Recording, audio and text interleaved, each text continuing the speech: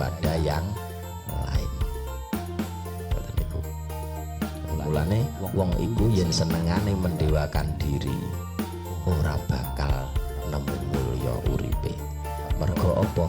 Kuncine urip mulya iku ana aturane mituhu marang perintahe Gustine ugi becik lelakune. Tandane urip mulya iku padhang penggalihe, padhang atine lan lembar manahe ugi nerima peparinge. Lah iki tandane wong yen wong kuwi wis mulya uripe mulya iku padhang penggalihe.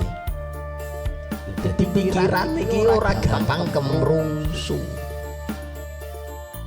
Lembar manahe oleh nampa sedaya peparinge. Dadi kaya apa wae